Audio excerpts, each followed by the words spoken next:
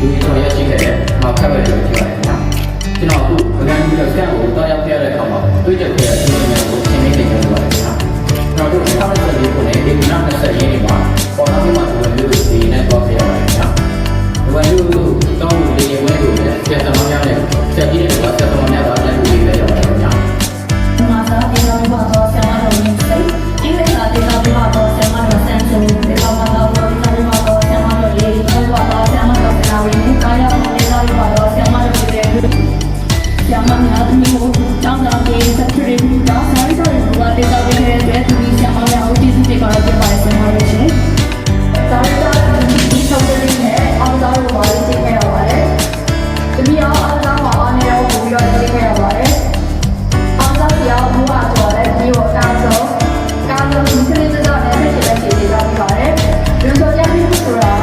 稍微点的话就做人比较的，工作要这样的感觉比较搞的。这里是搞的地方，按照那个